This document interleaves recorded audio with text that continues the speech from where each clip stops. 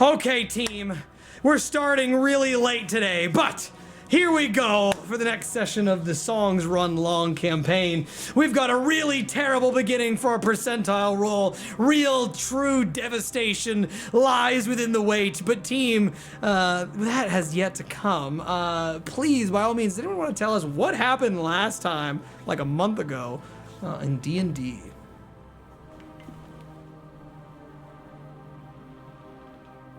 We went back Not everyone all at once, all right? Somebody... We went back to Ronnie's house, and then Sosa was like, I'm going to sleep. Attempted to go to sleep. That's right, he tried to go to sleep. He tried. He tried so hard. Gurak decided to ignore police, fly, break in, That's right. and open investigation. Yeah. And then Kyani and Gurak had to fight a police officer. It was something. It was fine. Yeah, no big deal, no big deal. It was fine. We befriended him, and then random people killed him. They killed him. That's right, the cloaked shot him right in the throat. What else happened? And then fought them without asking any questions. And then I ranked away from this girl. Ended up in his bag with cows. If the people were that good. And I would take off because he was dreaming. Asleep. Yes.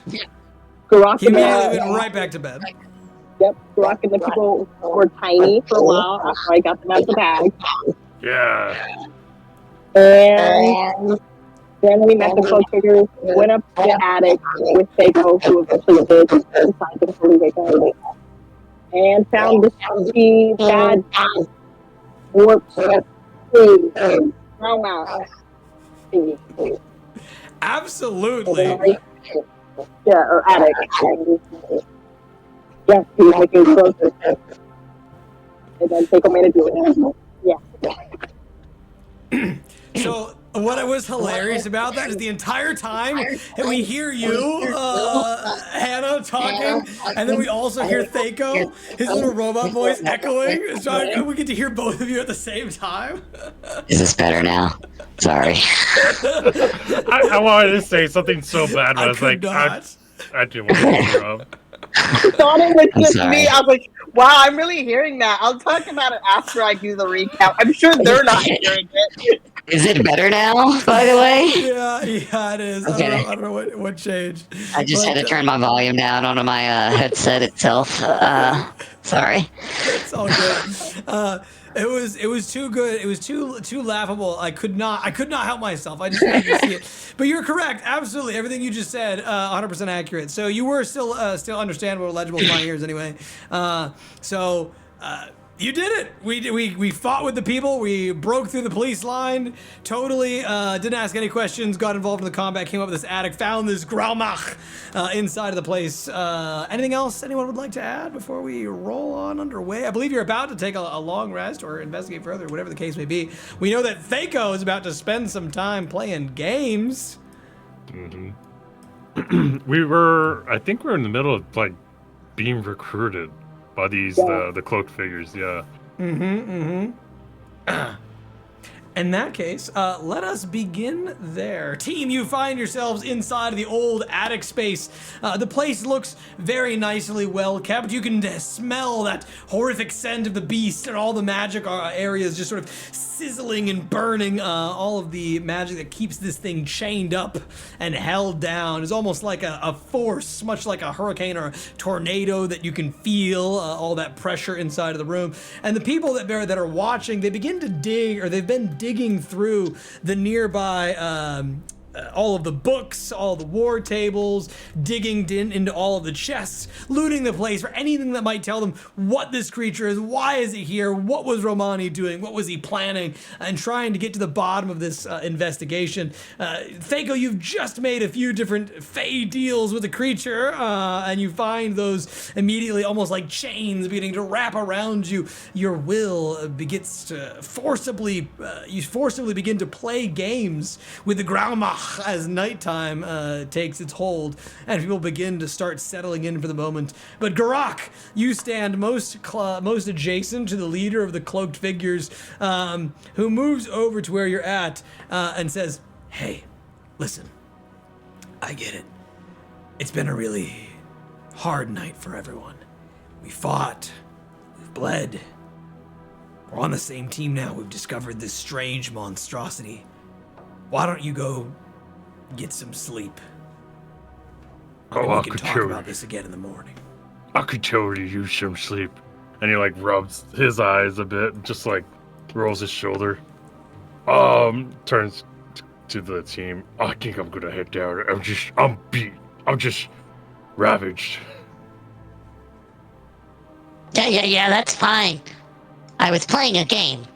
I didn't really want him to bother me anyway, so I'm kind of glad he was going to bed and not going to make any more trouble for himself. Yeah. I feel like a weird dream's coming on.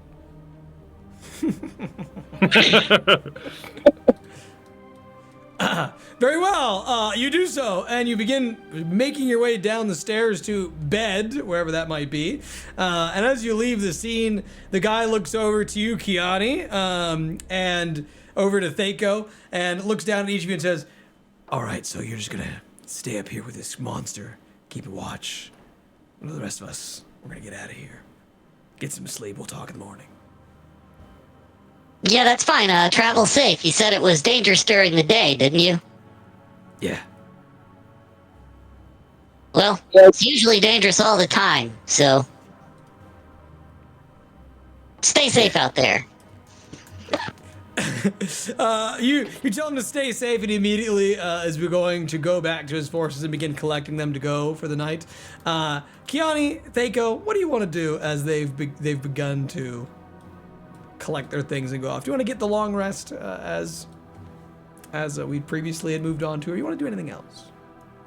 Kyani's gonna turn to Thaco and be like, "Well, I guess you play now with new friends, and I think it's best if I also get some.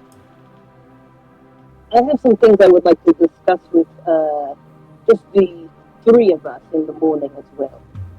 That's really good."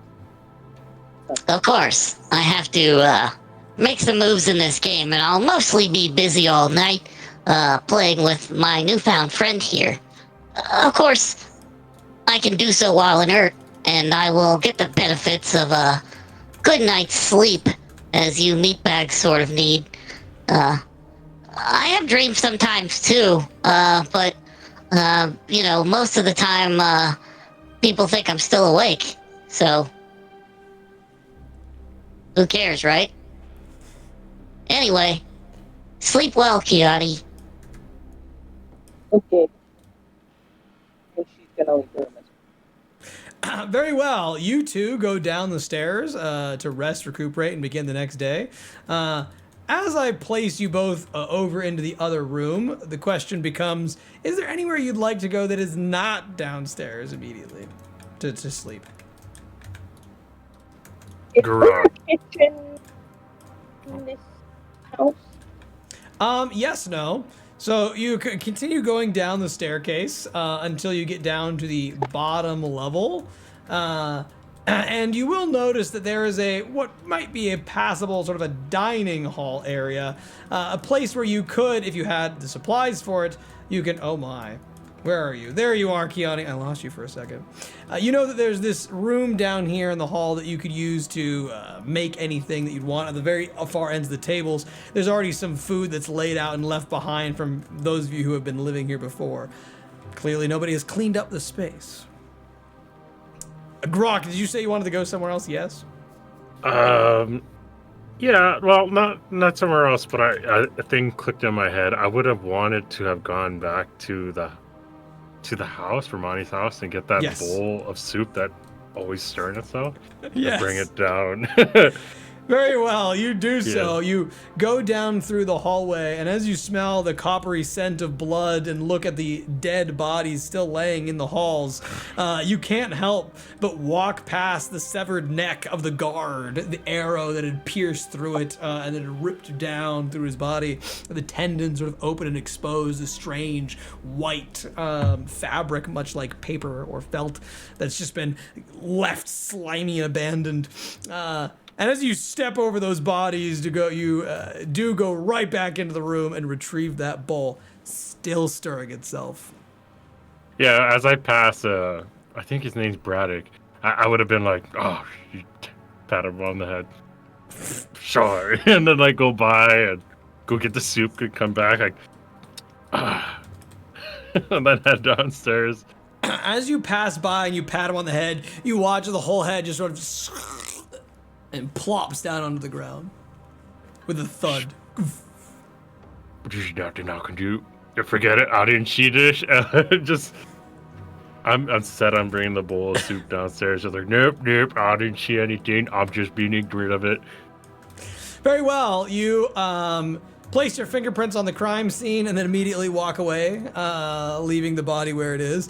I think there's plenty of fingerprints on them. Oh yeah, there's plenty of it. I just the marveling. You're like, it's fine. I mean, it's medieval times, right? So of course it's fine.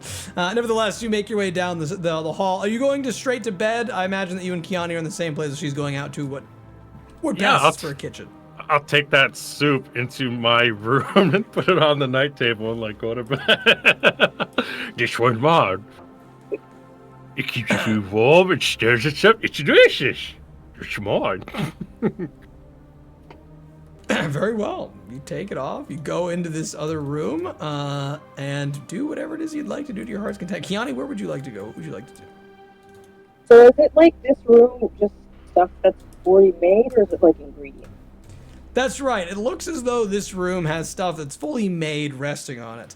You can see that there are just a few different plates scattered around the room, a few different goblets that Romani would have used to host people at one point or another. Looks like it could be a nice little social gathering hub. But all the way on the other side of the room, there's this big roast ox that seems somewhat blackened, as though someone charred the thing through, as well as two different trays full of little baby chopped carrots. Looks as though they like keep refilling themselves too. Okay. But you know that if you wanted to, you could grab some supplies out of the crate, the storage room, and you could make something else if you wanted. First of all, is there like a cooking knife in here anywhere? Yes, Or like a absolutely. cutting knife? Yes. Okay. She's taking There's a that. santoku over there.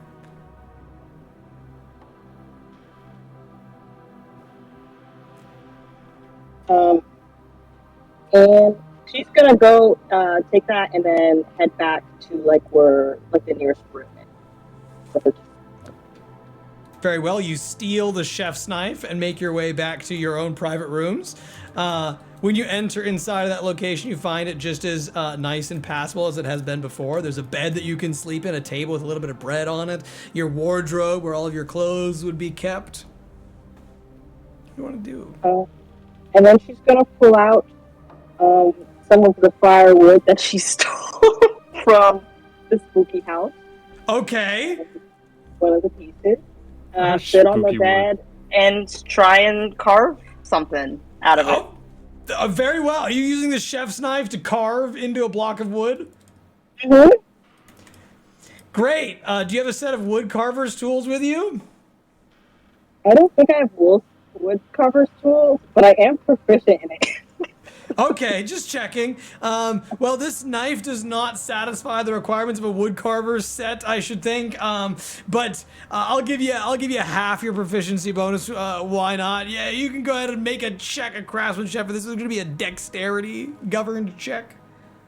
Okay, dexterity check. That's right. What are you trying to carve? Or do you not know yet? She's trying to carve a little bear. A little bear. All right.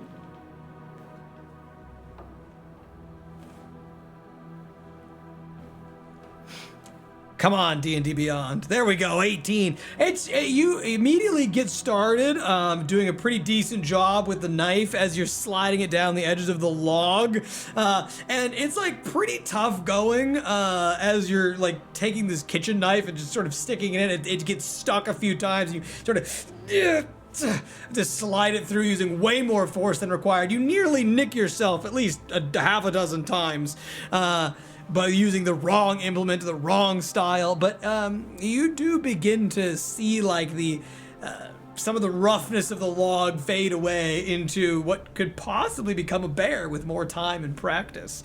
It looks like you took a pretty big log, and so there's a lot of time that's going to need to be spent on this, but you've got like the beginning of like where its back might be. It's like sort of rounded out. The biggest part. The knife is horribly dulled by this experience. It was not meant for this in the slightest.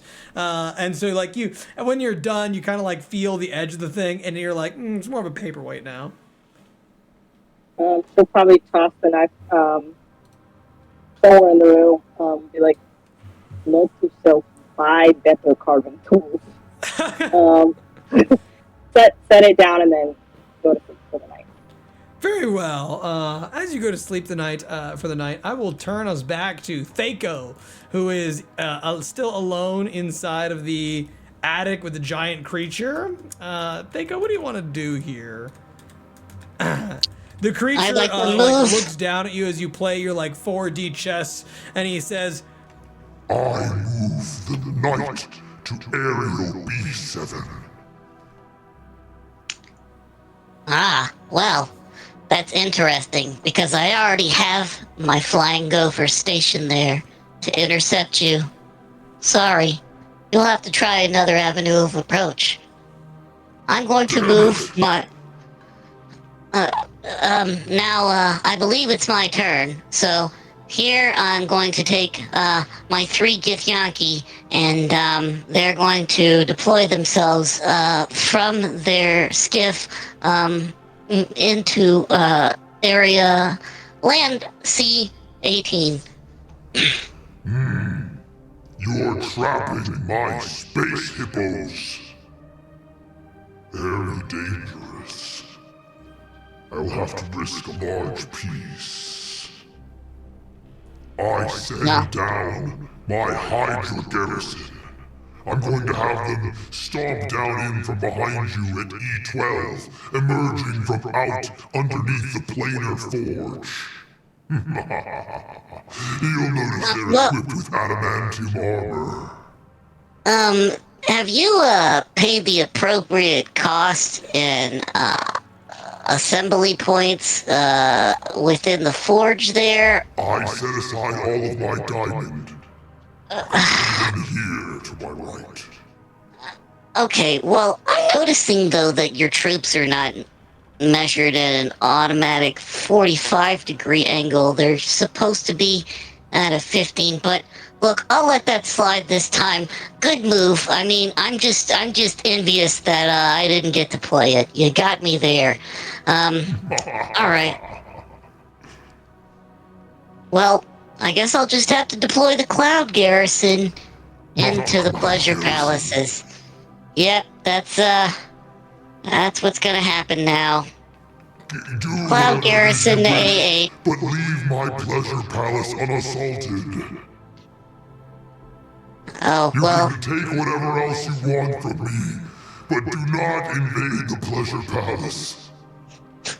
Well, what's the fun in that? I'm saving it for someone else. Oh, you're talking about the real thing. Oh, don't worry about it, buddy. I don't have any of those parts. We're good. Oh, you don't understand. I want my Archlich to invade the Pleasure Palace. Oh. Okay. Well, tell me more. He has the greatest of attacks. The bone does not exist. He will use it to pierce through the summoning pits at the heart of the Pleasure Palace. And once that is done, we will create an infinite army that will spew forth like water raging down over top of your fields. All of your Oh, so defenses this, will be for naught. so some sort of like celestial larva sort of situation. Ugh. I dig it, you know. I'm just gonna instruct all my people to build all their houses in stilts now, so thanks for giving me the heads up on your strategy. Very well then. So you will not invade the pleasure palaces. You will allow my reckoning to come. Oh, yeah, I mean, sure, why not? I'd like to see what happens. Damn it, that was a bluff.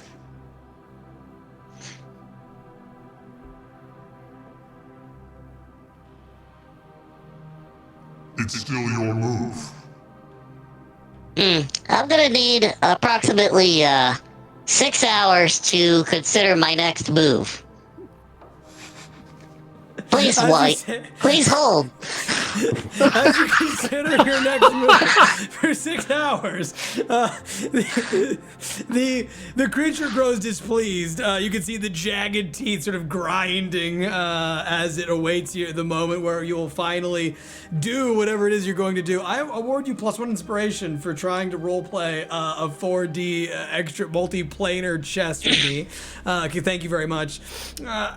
As some time goes by, I need you to make me a performance check. You may, or alternatively, you can do an Arcana check. This is for how well you play at the game and whether or not you beat the Graumach tonight.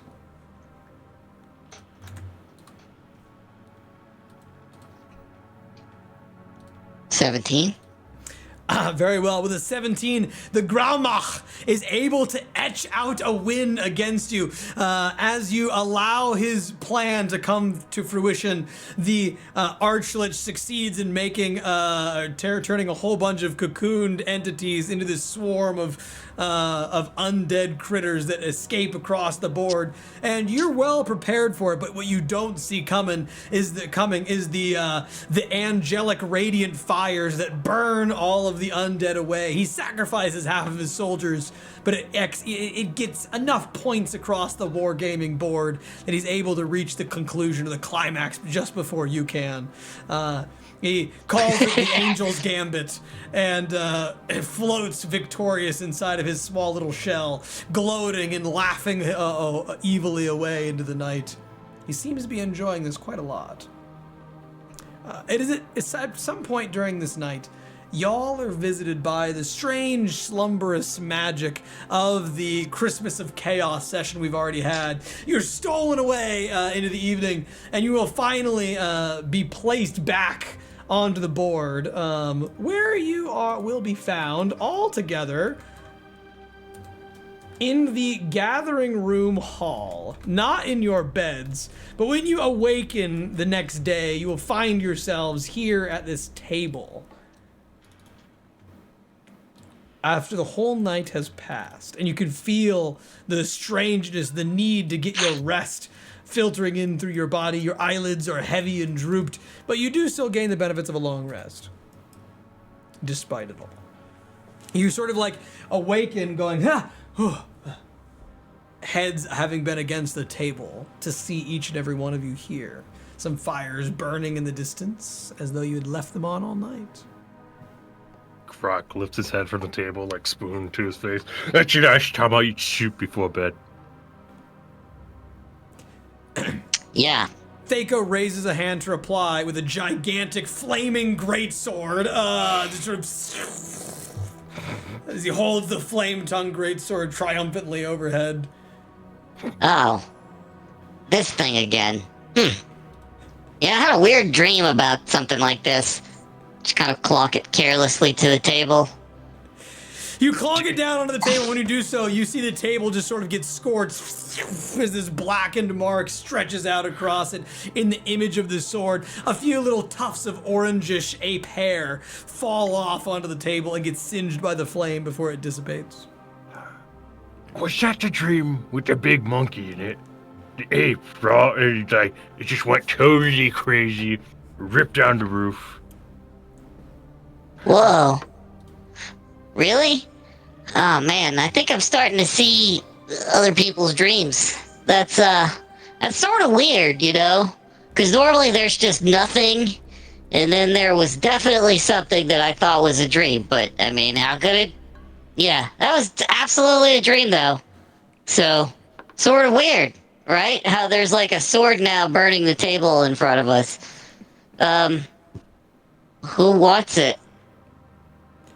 You ask who wants it, and at this point, the flame sucks back into the sword as it ceases to burn. The light stops, filling up the space. And I'll say, like, probably some of the stuff in front of you has disappeared, clattered down elsewhere. Gurak, I feel like maybe you are best equipped to use giant flaming sword I'm pretty sure whatever we experienced was not a dream. because I don't ever dream. So the fact that I have dreamed, that means that is really weird. Also, I also remember the sword and a giant ape and a snake that turned into an evil thingy and a giant statue. And this is why I don't like to dream. This is horrible. I hated that. We need a dream less. It hurt. I felt like it hurt. It was cold. That was the only nice thing. It was cold. It was very interesting. I agree. Also, we're all having like a collective dream now. Is just your doing sing song person thing? It reaches in Gurak and attempts to take hold of your body. Do you allow it to take control? Do you want to resist it? I want to resist it. I almost want to give it control. I'm afraid he's going to hold on to the driving steering wheel for too long. Very well. As you resist, it actually does not fight you. It just retracts its claws. You can feel a slimy, almost serpentine presence moving away back into the mind, and it lets you have control of yourself. But it does whisper to you, and it just sort of says, I'm not here. Hey, Gurak. What? Why don't you tell me the song about a story of a hero who rode with the dawn and all that? Not again. We need to hear it so that we can figure out what's going on with it. If anything gets all hinky, I've already got the counter charm in hand. I think we'll be fine. We just need to figure out what this song's all about, what it wants, you know? Whether we're for it or the guys who were apparently creeping around a murder site. Well, I could, but I'm afraid of its actions. Well, don't worry, I can take you. I'll bet you can. And he looks to Deiko and Kyani. He closes his eyes.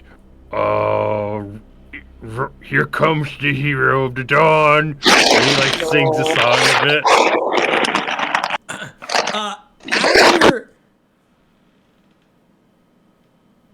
Hello? Did everybody hear that noise? Yeah, there was a lot of rolling kind of noise going on over the microphone. It was for a Hannah. moment. It was Hannah. Oh, Oh, interesting. Alright. That's okay. Anyway, as you begin to sing the song, I need you to do me a performance or a history check in order to recall the lyrics of the song. Kyani's immediately plugging her ears. I'm gonna Plug give your you my ears? inspiration. Yes. You want to give To him your recall, I'm inspiration? gonna give him my inspiration. Yes.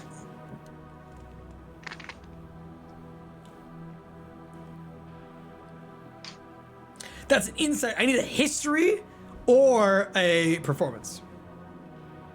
Oh my god, I thought that was my bad. All good. All good. I'll make it a performance.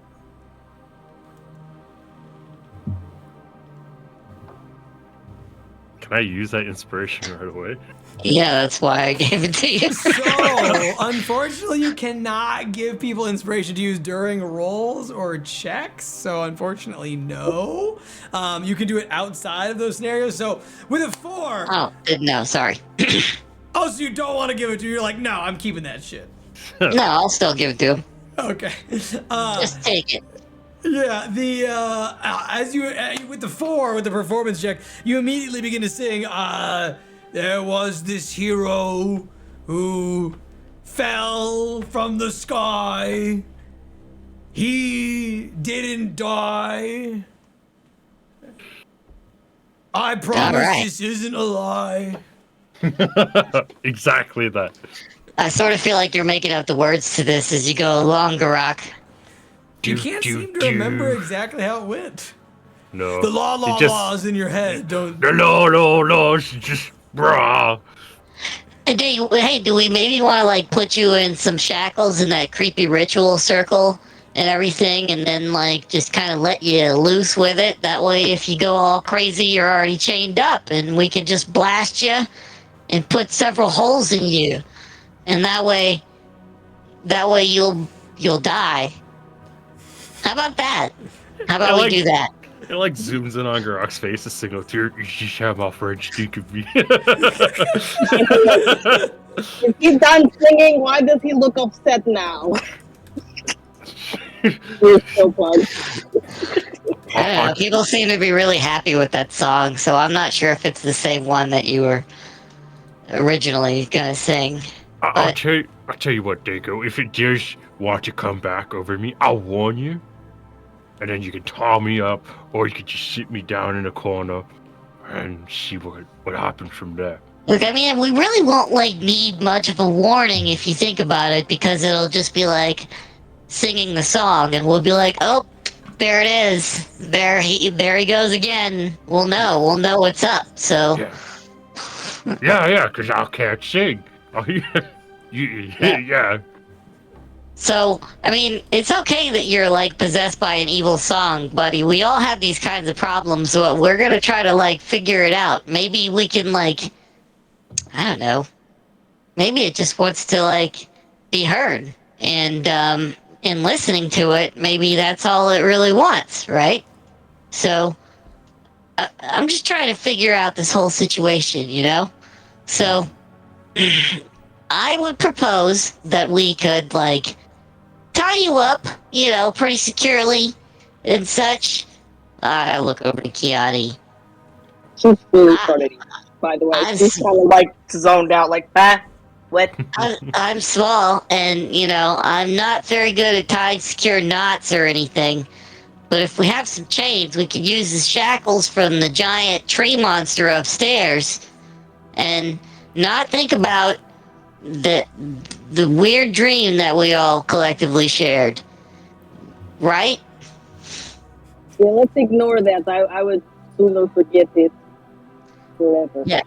Well, you said you had something you wanted to talk to us about, Kyani, whenever you had a chance, and look at here we are. That is true. We're all here. As Thako says, "Here we are," and he like puts out a hand to like point at you or do any sort of motion, you watch as a few little like coins, like gas, spill out of his body for a moment. They like sort of ding along the edge. You can see these like little tiny gear thing, and you can see like a little stamp it seems to already have that demi-plane attached to it. The magic leaks out at you for a moment. You can feel deep inside of yourself, Thako, this huge openness, this vast cavernous place, this demi-plane that wasn't there before. It seems to have expanded out. If you think about it, you could almost feel like you could go in it. So, guys, I think I figured out how to store a bunch of stuff. What? Also, what with the coins? Did you steal those? No. What can I buy with them? What's your value of these coins? I sighed and picked up a coin, handed one to both Gurak and Kyani, and thought about my special inner place. And he does so. He hands you the coins, team. You can see the little gear cog-looking coins as you hold them inside of your hand. Johnny immediately bites it to see if it's gold. Go ahead and give me an insight check. Okay.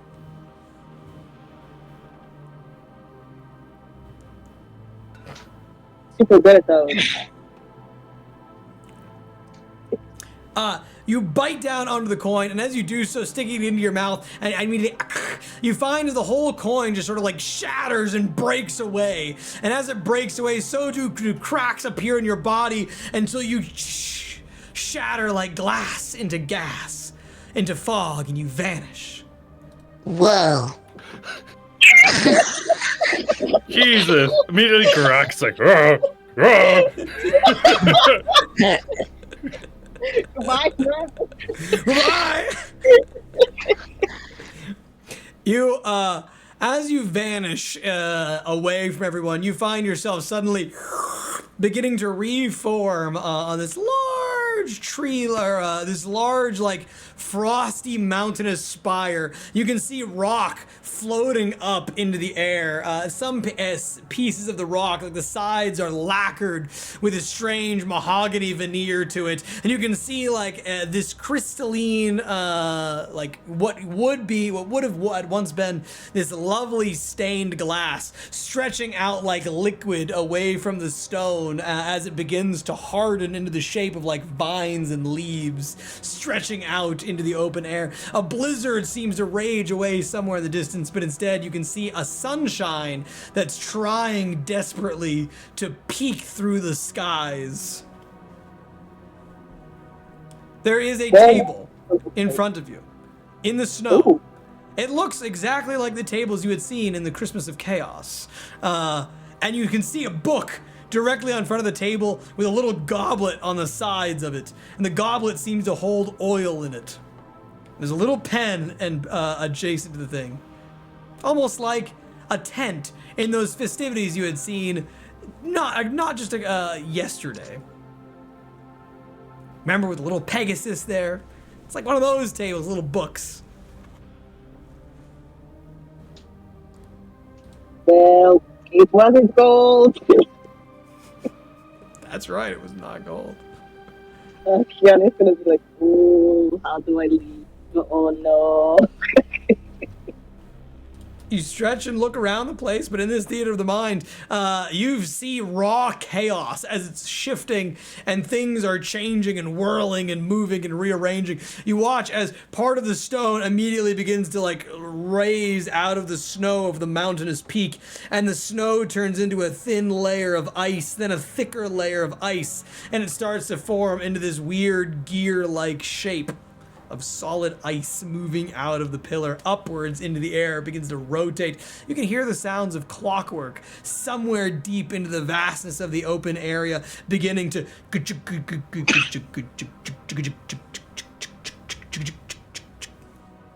beginning to rap somewhere and echoing throughout space-time here. Kyani's gonna be like, well, I guess this is me now. I'm stuck here forever. It doesn't look like there's anything to hunt, so eventually I'll Starve and die. Accept What the your horrible fate. life. While that's happening with you, Kyani, we go back to Gurak and Thako as she has disappeared holding that gear-like coin and biting into it. So I thought, that I told her not to just put things in your humanoid meatbag mouth. My mouth is a storage compartment. I can just put anything in there without washing it. But here she is, she just like ate one of my sleeve coins and shattered into 1,000 pieces. Thank you. Where did she go? I don't know. Is she dead? Are these coins evil? No, well, we're supposed to hold on to them and walk up to a doorway, and then the portal will appear for us. I think.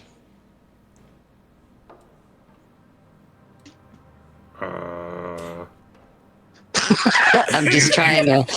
You okay there, Keiko?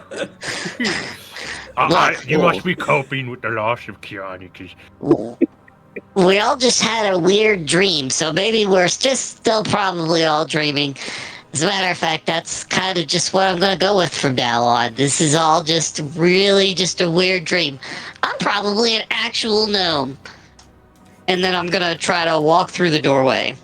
Very well. You try to walk through the doorway, and just as you had intoned earlier, you feel the coin sort of burn in your hand for a moment, and then you too disappear, shattering like glass into fog before as you go through the doorway. And Gurak is left alone. Gurak's gonna run after the disappearing gnome. Keiko, no! You yell off, Thako, no! And as you run through the doorway, you two explode into fog, and you all find yourselves in the theater of the mind, excitement, inside of that strange realm, ever shifting as it is. Kyani, you're thinking about how you're going to be dead at some point because you can't hunt things. She started digging Her own grave. She's like, she started digging into the ground. Like, yes, this is where I'll die. As you dig into the snow of the ground, you hear a clanking sound, a sort of shattering noise, and Thako bumps into your backside. Oof. Hey, Kyani. Oh, I guess I can dig you one too, but it's gonna take me a while. Oh, well, where are you trying to go? Oh, I was digging my own grave. I'm pretty sure this is it. Oh, no. If we need to get back, all we need to do is just jump off the side. I'm sorry? Yeah, we just jump off the side. That'll put us right back where we were. We'll be good to go. How am I supposed to be in grave if I jump off the side? This does not make sense. Well, no, you're gonna just fall for a little while, and then you're just gonna, kind of land gently where you were before. Yeah, I think that's how this works. I looked around this place and then thought about the darkness above and below, thinking it to be a little uncomfortable. People liked uncertainty. I thought of a white blanket of clouds. The nice thing is your grave will be smaller because you are smaller. No, it's okay. You don't really need to dig me any holes or anything. Look, for the most part, I've already got it worked out somewhere. I think the paperwork's been filed. I'm to be utilized for scrap. So, just take my parts to the nearest vendor, I suppose, and see what you can get for them. Maybe negotiate a good deal. Wow, that was way more depressing than me digging a hole for you. With a maybe tone down the mood before our level will end. So Look, I'd rather be like some little kid's new cool helmet than, in a hole somewhere getting consumed by insects. I can't even be consumed by insects. So what if somebody puts me in a closet and dresses me up in costumes and stuff? That would be cool, right? Be a hell of a lot better than whatever you meatbags have going on. The whole being buried thing. we die, we go on ground, we nourish earth. I guess you can't really do that though, since you are mostly metal. Yeah, and I guess people wouldn't really want to just play around with your body parts after you died. Yeah, that would be a little, I think, disrespectful in pretty much all cultures. So, Your head wouldn't make a very good helmet for a small child. You'd have to hollow out a lot of the interior, too. So, most of the detail would just be completely gone, whereas the child could very easily wear my head for a helmet, so... Yeah, I get the whole burial thing, I guess. Fine, I concede the point. But look, now there's clouds. Okay.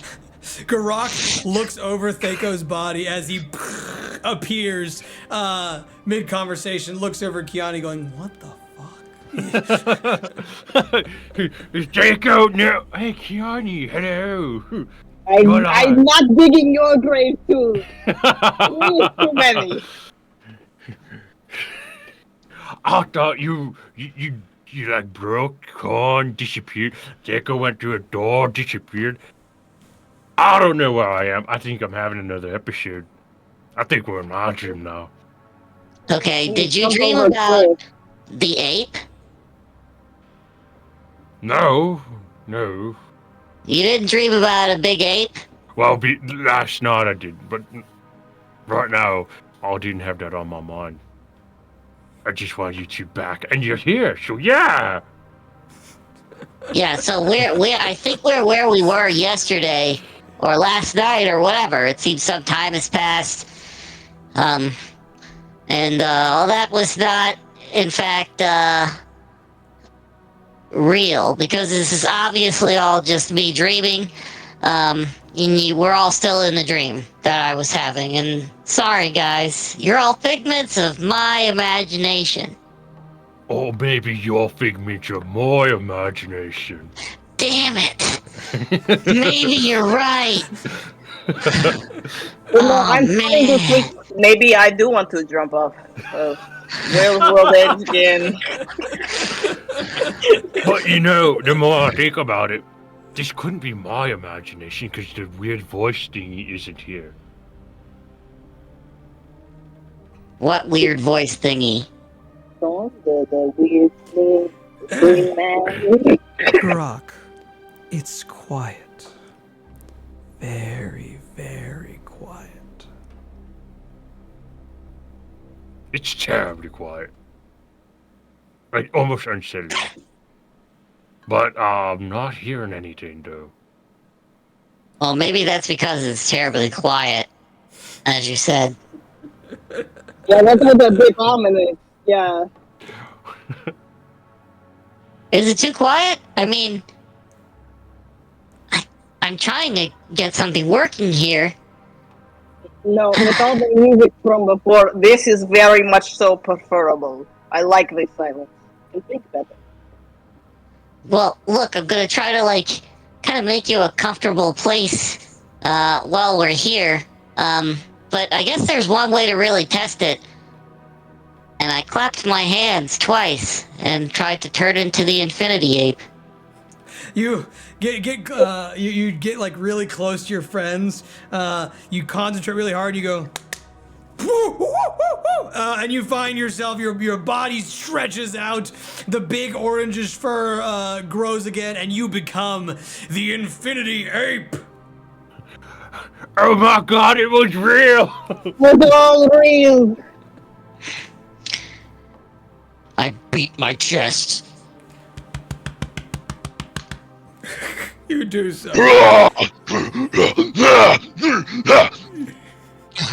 Whoa, big guy, whoa. The sun's setting. Calm down. I beat my chest for a full 30 seconds, and then pranced to and fro amongst the top of whatever mountaintop this was, back and forth, looking at everyone that was there, present, sort of angrily announcing it and proclaiming it my territory. You do so, and as you beat your chest surrounding the area, you can see the arm of one collapsed golem, just sort of just slowly sinking into the snow. And as it does so, you can hear the voice echoing out, "I will destroy everything, thing." As though it was just yesterday. Or last night. And then I shifted back into Thaco. I wonder if I could do that outside. I mean, you could Just try. like you, Ben, you just got done with a good trip, and you're like, I wonder if I can do that. I wonder if I can trip on the bus. Yep. That's how you Probably. move in two directions at once. Probably not a good idea. I was just say that much. Well, anyway, this is neat, but it's gonna take me a little while before I can figure out what I want to be here. So, if you've got a special place in mind, just tell me about it, and I could try to make your spot like that. Oh, look how shy he is. Well, that's very nice. I kind of liked the cold from before. That was nice. Okay. You like it a little cooler? Alright. I start thinking of an area a little further off, kind of branching outwards, as if held by the branch of some structural, auto-mechanical tree. You do so, and you watch as the stone is already shifting into that creation. It's very slow happening, almost as though you're watching paint dry or a waterfall, a little droplet attempt to fall from a very large height and then being whisked off into the river elsewhere. It doesn't seem to be something that will happen immediately. And yet already the beginnings of what that space could be, what it could be like, have begun to form. You feel a little bit of resistance, however, as if the place was shrinking and becoming smaller. Already the pressure sort of beginning to close in. And you can hear in the distance a voice saying, what is happening to my home? Sort of booms out into the distance, and then seems to disappear and wink out just as quick as it had come. I think that's probably the previous owner of this Debbie plane. Ah, boy. Well, look, guys, I've got to go talk to that Eldritch tree entity and see if it's interested in helping me keep this place, nice and sizable for anybody that wants to come here during times of duress. So, I guess you can all hang out here for as long as you like, but I gotta go talk to a giant weird tree thing. Bye. And I walked off the edge. You do so. You walk off the edge of the place, and as you begin plummeting down into the gases, eventually, Gurak, Kyani, you watch as he's gone, vanishing into the clouds beneath the mountainous spire. And you're left with a table, a book, a goblet of oil, and the strange, ever-shifting matter of the place. Oh, I've seen this before. And he like leans to the book. Gurak, Vakal, the strongest and the greatest. He says into it. You say it to the book, and the book immediately glows and lights up, just as Thako and the rest of you had seen at the festival earlier. Your name scrawls along the top of it, and you can see, like, at the very end, there's, like, a few strange slash marks with the way your words are oriented, too. That's interesting. Paper crumples slightly.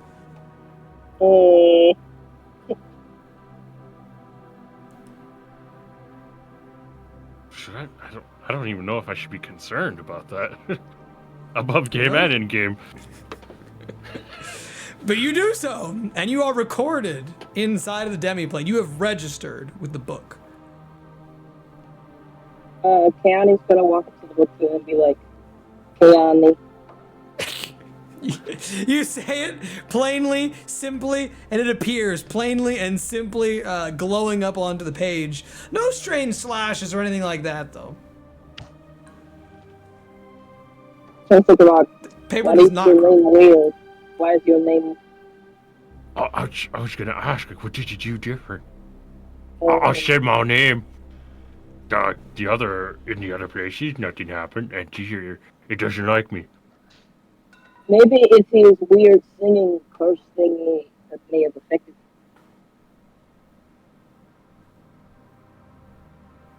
Maybe. Oh, I'll maybe walk that back was a bad idea. I would never know. Well. Gurak. Suddenly, you feel a presence pushing in from around you. a single song begins to play. And it begins to sing the song of He Who Comes with the Dawn. Would you, as you turn to reply to Kyani and tell her what you think is going on, just in this moment of vulnerability, where the counter charm isn't present, Help. would you like to resist it? I can. The best way I can think about resisting it is just like we're talking, and just like, well, and then it comes in, and he's gonna like jump into the over the edge. So you don't resist, but you do plummet off of the edge. I gotta go. All right, player. I give you +1 inspiration. That's a really good thought. That's a great idea. That's definitely gonna save Kyani. You plummet off into the mist, and you leave. You disappear completely. Kyani, you are left alone on the edge as Gurak suddenly goes and falls off. Well, that was either ominous or Very rude. conversation. Just run off like that. And then she's What a gonna Walk to the edge and fall backwards into the mist. Very well, you do so. You plummet backwards into the mist, and when next you know, team, everyone is right back where you had left off through this doorway. The nearest. See, there we go. I guess you can either bite the coin or walk through the doorway. Also, I'm very glad you're not dead. Good job on surviving. You weren't sure, were you? You were like 50-50. Nope. Nope. I was kind of more like, 60-40. But I won't tell you which way that is. Totally gonna help me out there and not saying anything about that. So, yeah, anyway. Faker immediately begins to wander off. You can hear his little body ka-ching, ka-ching, ka-ching, ka-ching, ka-ching, echoing throughout the hall before he thinks better, turns around, and you can see him wiggling his way back. So you had wanted to talk to us about something, Oh, right, right. Kyani? Yes, before we got teleported to a weird area, I kind of made peace with my death, and then in a roundabout way, I didn't have to do that anymore. Kind of a lot in the morning. Oh, look, Anyway. whenever you're hanging around me and Gurak, you're gonna be fine. Just don't worry about it. Just give it like 4 minutes at least. Gurak's like holding his head. Oh yeah, sure. Yep. Anyway. The what pressure, did- Gurak, seems to be completely gone. It does not appear that there's anything pushing in on you. It doesn't seem as though there's any song that's attempting to play. No attempts of persuasion. Oh, And you thank are God. yourself. Like a terrible sneeze. It came, I almost sneezed, and it's gone. But it hurt. With like the song, the singing song. Yeah, the song was there, but then just... Oh, that depends on the something. That's it. Oh, well. Anyway, the thing I wanted to talk about was I think it would be in our best interest at some point during the day, when we're not playing games with King and Addict, to go and try to have audience with Masha at his house. I suspect he may be up to something involving this song situation.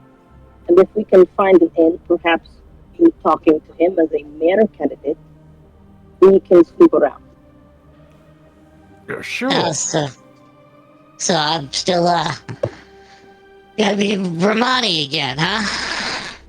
Yeah, well, I mean, you had a chance, but we really didn't know about the whole addict thing. And it could help us to gain entrance into these other mayor candidates, see what they're up to. Something's not right here. I don't know if I want to pretend to be somebody and even let them know that we're generally there. I think maybe we should just bust in, see if we can find out. You know, maybe do a little like top floor work. I could dance on up to the second story, toss you guys a rope, take out the guards, just knock them out, steal a little paperwork. It'll be fine. Oh, and I can hit him with Do this. it I can in hit him broad with this sword. daylight? Because you still have pact with addict friends at night. Yeah, well, he's campaigning, so all day he's probably going to be out of the house. Duh. Gurak, as this conversation is going on, you go back into the room and you pick up the big sword on the table. You know exactly what I'm doing, Yeah, yeah. I do, because I was waiting until you guys left, and I was gonna be like, "All right," and the sword sits there, beginning to collect its first motes of dust. But I'm gonna use you real Forgotten soon, sword. forever. I could not leave that sword behind. I know. Alright, I want to hit something. And he's got like the sword sitting on his shoulder. Oh, good, you're ready. Because, yeah, we're probably going to have to hit some stuff pretty soon. I like that a lot. Better yet, if we run into like Ding singing, even better. I'll hit that even harder. Well, look, before we go, let's see if Romani had any magical goods still remaining that he hasn't been robbed of already. And maybe we can get some loot that'll help us on our journey. Gurak's having like a sliver of a memory of Braddock. I think the god confiscated everything. Oh, believe you me, they don't know what's behind every door in this place like I do. I'm sure I could find a thing or two. Hey, I believe you. And I thought of where such places might be amongst Romani's belongings, wondering to myself, You make your where way his through doors? the next door, and you find before you this huge magical table. All of these implements, these paperworks, a bunch of different foci and other strange things littered across the experimentation room, are all the tables that are present here. You can tell that whatever was going on looks as though there's this.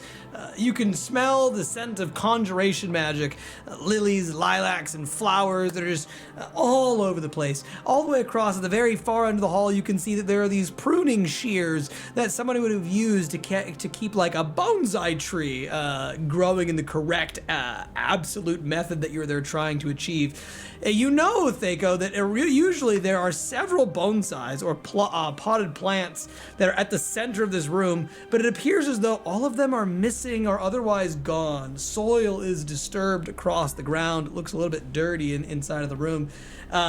And some of the regular implements that are inside of here, like some of the powders and the dusts that you would have accumulated out in nature, seem to have remained behind. But for definitely, there's a lot of stuff that's missing about this room. Stuff that used to be inside that is no longer there. I looked around for any sort of compartments that I knew Romani was keeping valuable goods in. Maybe potions or other magical accoutrements. Go and give me an investigation check. You may do so with advantage, given your knowledge of this place. Oh my god, look at the cat meowing at it. Well, 19 was better than 10. Absolutely, 19 is better than a 10. As you're investigating the place, you do recognize immediately that adjacent to you there are several scrolls that are laying there on the table, and then yes, correct. And then on the other side, it does appear there's some potion bottles that are left behind. There's a compartment or a table at the very far end that you can sort of slide open. But inside of that drawer where would have been kept Romani's journal and areas of scientific study are gone. It seems as though somebody has taken those for themselves. The scroll that you immediately see there is a scroll of blood. Are you ready to write? 1 second. Dako's pulling out a quill and a scroll. Ah, Hannah's got it. There is a scroll of blight.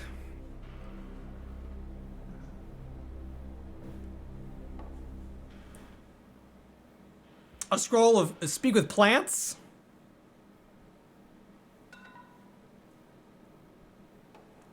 Bark skin.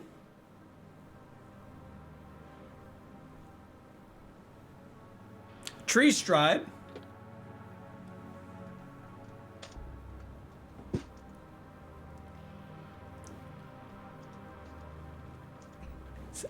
Conjure elemental. What kind of elemental?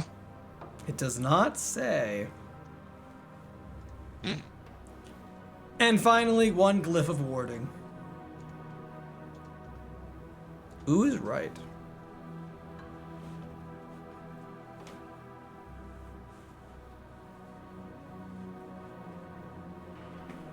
So 1 scroll of blight, 1 scroll right. of speak with plants, 1 scroll of bark skin, tree stride, conjure elemental, and glyph of warding. That's right, my favorite evil spell. Whenever I play an evil wizard, I love Glyph of Warding. It's so nice. You just cast it on top of a commoner's house and wait till morning. Oh my god. I heard tales of a sorcerer who would put 1 every day on his horse, and when someone tried to steal his horse, the runes would detonate outwards. That doesn't seem very evil. That seems just protective. You haven't seen the guy who tried to steal his horse. I was just gonna say, did you see his ass? He put the glyph on the shadow. I bet the Couldn't horse is shit really straight. sad. Really upset when somebody does steal from him. The horse is like, oh, fuck. Come on, buddy. Don't do it. Please don't do it. Please don't. Ow. Why'd you gotta do that? Nay! Damn it!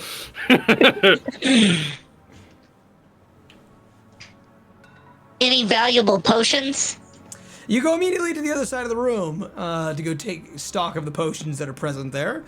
You do find that there's only a few different ones. There doesn't seem to be that many that's left. Most of the concoctions seem to be empty and or have been taken. Are you prepared again? I'll take that as a yes. You find Sorry. one potion of supreme healing. Supreme. I handed the potion of supreme healing to Gurak. Hey, look, I think you'll need this for no particular reason whatsoever. Just hold on to it. Oh, thanks. Thank you. And a strange bottle that appears to have like a grayish liquid with a little bit of a green in it, almost like you're looking at one of those jelly-filled Starburst, or those what are those old? What are those candies called that you've got like a juicy center in them? Gushers, almost like a gusher. This one's unlabeled, and I have no idea what it does. Here you go, Kyani. Oh, thank you. I'll add it to my collection of potions. I don't know what they do. Great. How is it looking color-wise compared to the others? I hope it adds a nice contrast. Got a good collection going. How does it look compared to the one I got from the elf lady on the first day who said it was a health potion? Looks very, very, very different. Entirely different. The one that you just picked up with like the gray in it, it appears almost as though it like when you move it around, it has like an ashen quality to it, like it's dust swirling out around inside rather than a liquid. But it all sort of like whatever that color at the center of it is, that seems that you can kind of see through the gray. It almost seems like, best I can describe it as mucus-y. It's like a semi-liquid, semi-solid, and it's sort of all the ash sort of sticks to it, but it still like moves around, sort of wiggling in the glass vial. That is absolutely nothing at all like the health potion that you got. Jeez, that kind of looked like a bar of slime or something. It's like, it looks goopy. Are there any empty bottles in here? Yes, there are. There are 3 vials inside. And they're empty. Yes. I'm gonna take my water skin and pour the liquid I got from the Christmas train from the Angel's Cup. For my water skin. Get into there and Very well, you do so. I'm gonna forget that. Come on now. I'm so happy you do that. I've been thinking about that, and I'm just so afraid we're gonna rest and Kyani takes a swing of the water skin. God. Yeah, just she must have broke the corn again. What color is that one? so I can keep That one's like a pinkish liquid. Okay. But is it a similar pinkish liquid to the one I got from the elf lady? Yes. Okay, I'm gonna label it too. Okay. He's gonna write angel juice on it. Nice. The difference is, And at least with the angel juice, there's like a golden like flakes inside of the pink. You know, a little bit of a sparkly, almost like Goldschlager, like that.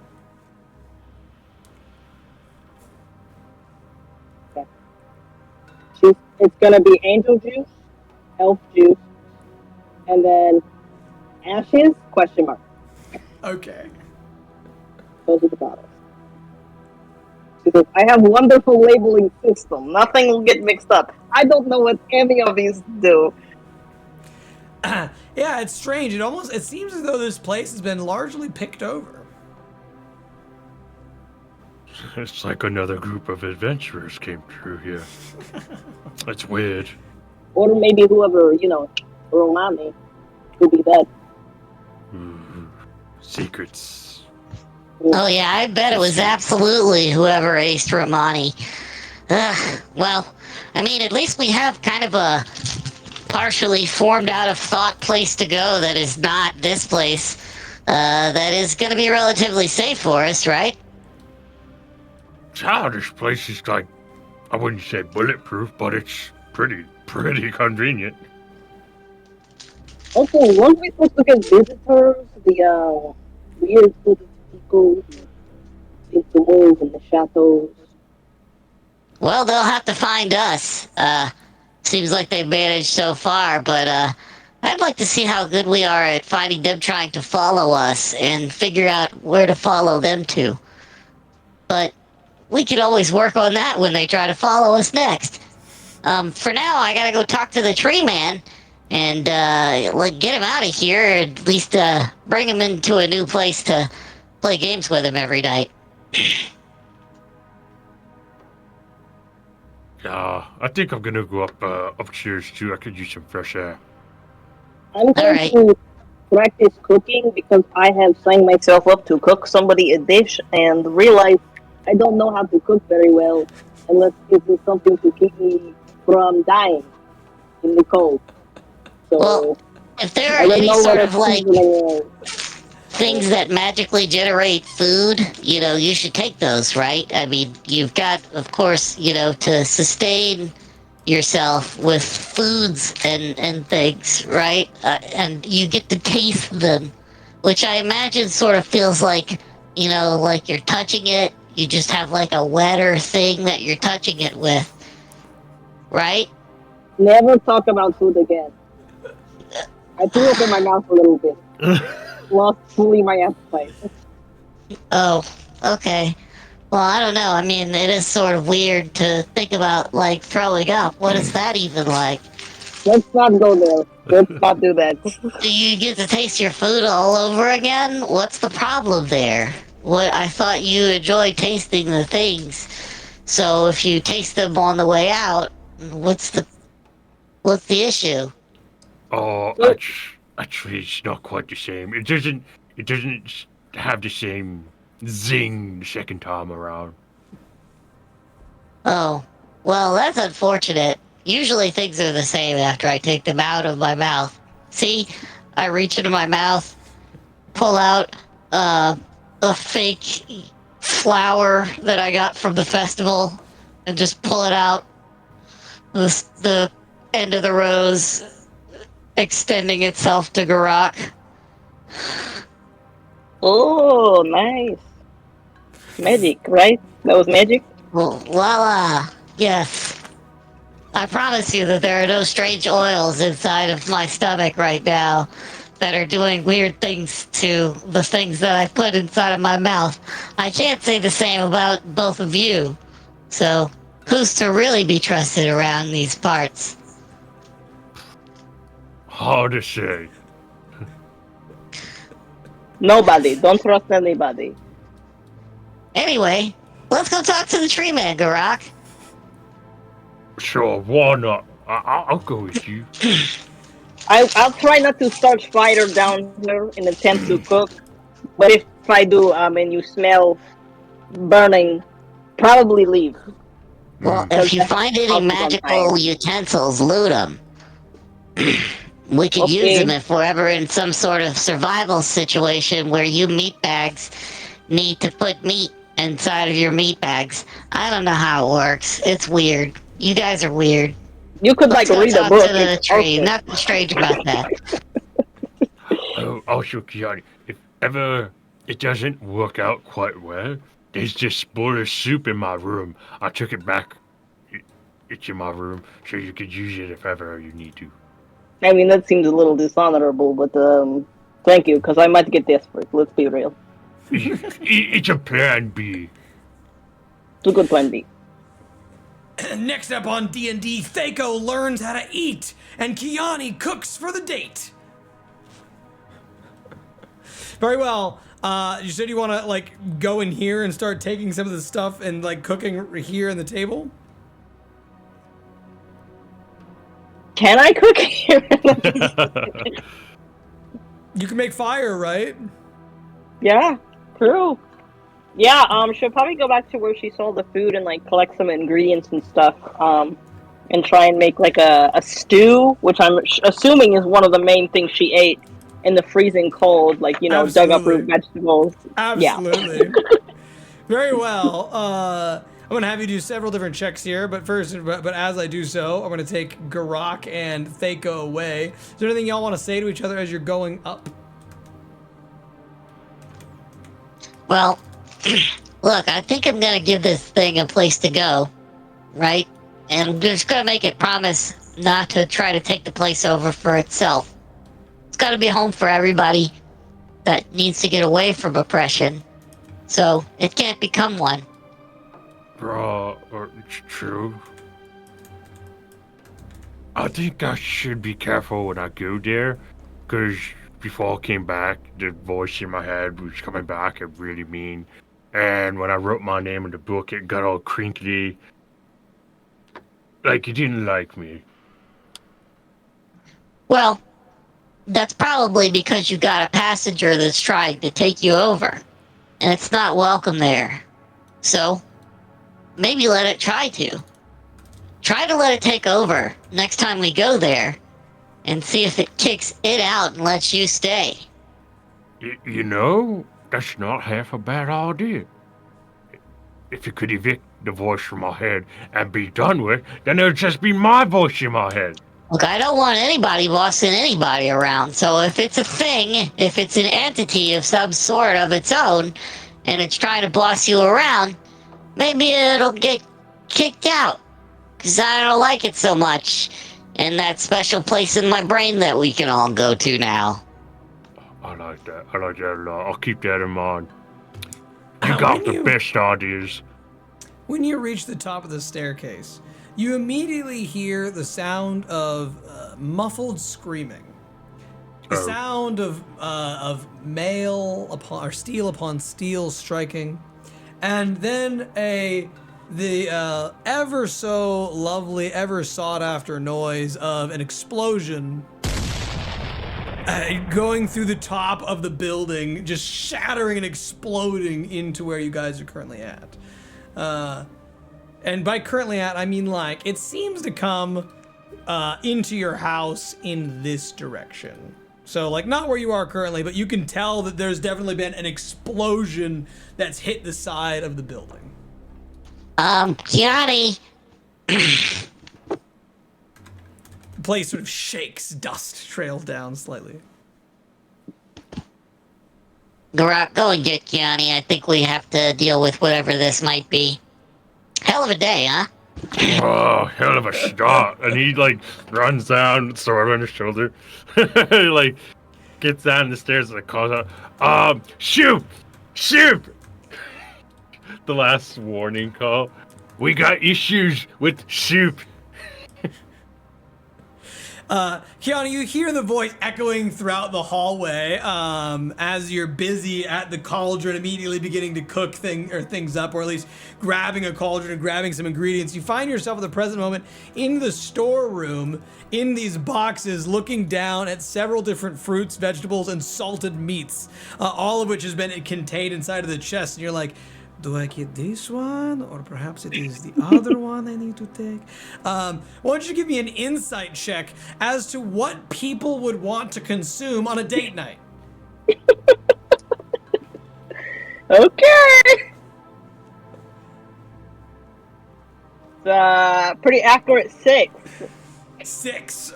You look down at all the stuff in the boxes, and you find a few really nicely preserved rats. Bring them up out of the chest, and they look fairly plump. This would give you a lot of meat if you were out in the frozen waste. This is something that you could live on for a few days. And there's like a whole family of them there. Looks as though they've got like some of them has been like they look as though they don't have any hair on them, like they're almost like naked mole rat kind of thing. So you're like, even better, you don't even have to. The shaving's already been done. Good protein. Could probably easily pick bones out of it and put it in soup. That sounded more like a question. You make your way out of the hall just as Gurak is yelling down for you. Oh, why can't I have a moment of peace just to try and attempt to cook or maybe set a place on fire, depending. And Are she's those gonna soup rats? she's gonna run upstairs.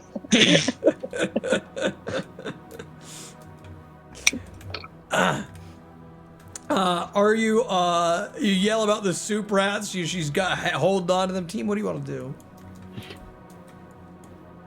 Hey, there was an explosion. Yeah, big What? soup emergency bad things.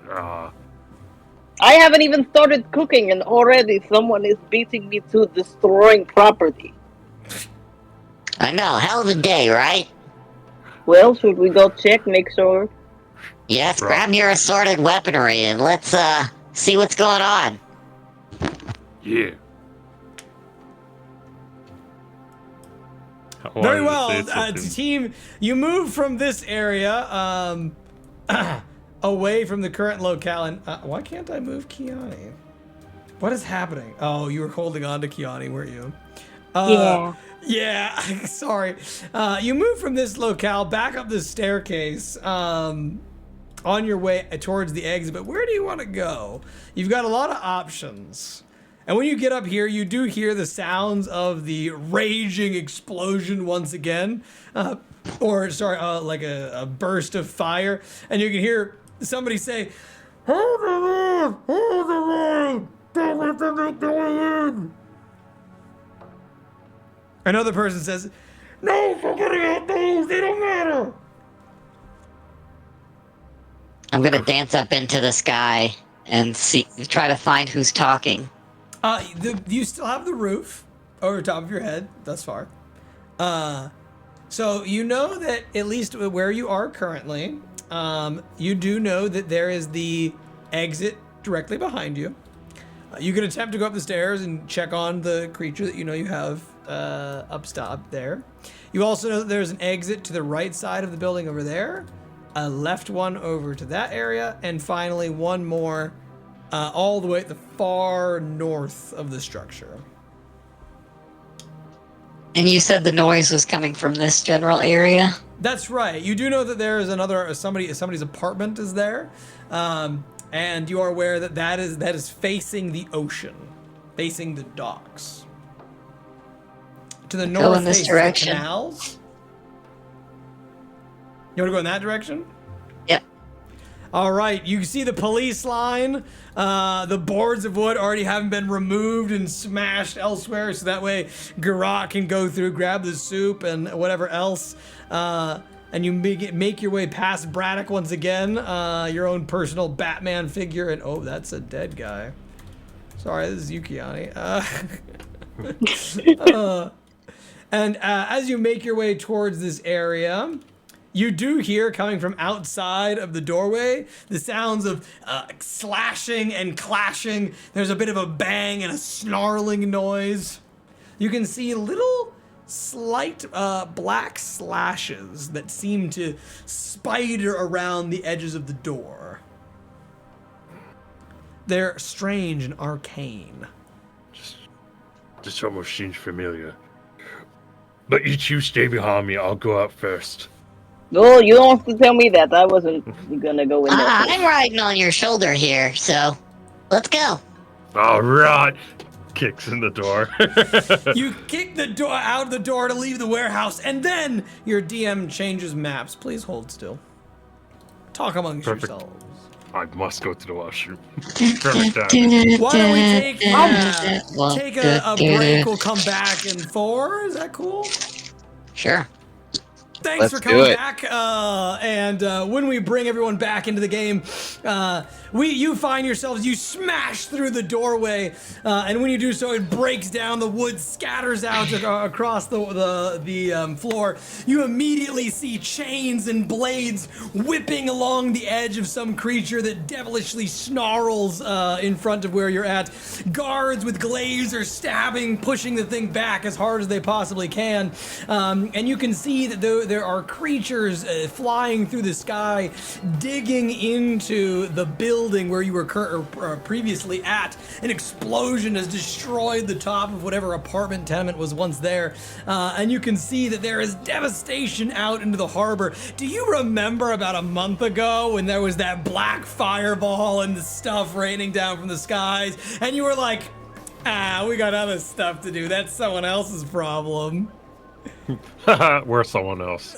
The blackened fires of the seas return to the darkness of the abyss as the demons surge forth from the affliction in your direction. Roll initiative.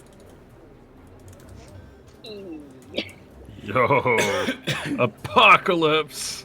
Hell yeah. Don't want to roll high for this one yet. I did. 18.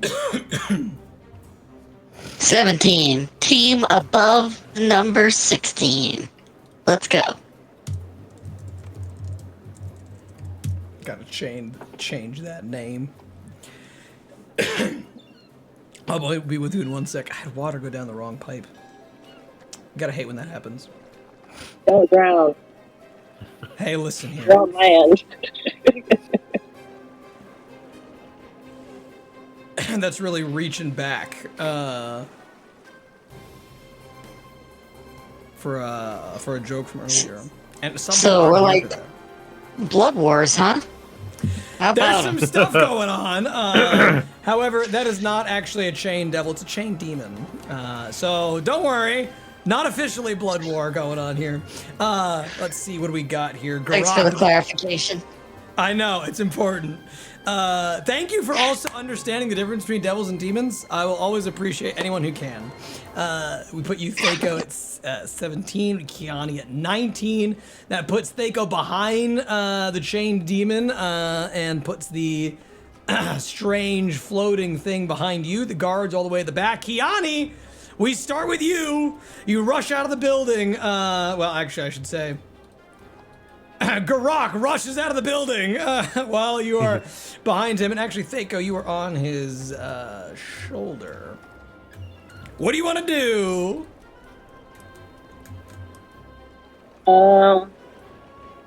You know.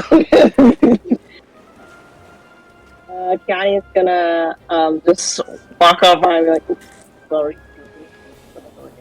and I didn't catch that. What did you say?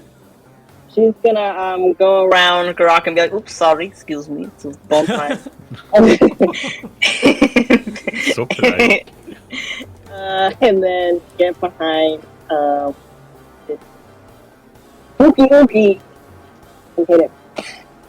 Very well, you walk up to the spooky ookie and you can see that the blackened, oily body seems to be dripping with this almost like pus saliva, or maybe it is just motor oil that's leaking off of its body. These strange chains flash in every direction at once, and you reach forth to stab at him. Go ahead and roll the attack. Okay. I hope this doesn't backfire on me. My short sword. So how's that 10 look? A 10 is unfortunately not good enough. As you stab forth with the blade, one of the chains wraps around the blade and yanks it from you. You feel the sword immediately getting pulled out of your hand. I need you to make me a strength saving throw. Ay, ay, ay. Ay, Dios mío. Why did I use my bow for this? Oh no! With a 10, the chains yank the blade out of your hands, and you watch as it gets thrown up into the air in this whirlwind of metal and steel. The creature's head reverses, turning all the way around like an owl, and he glares at you going... Just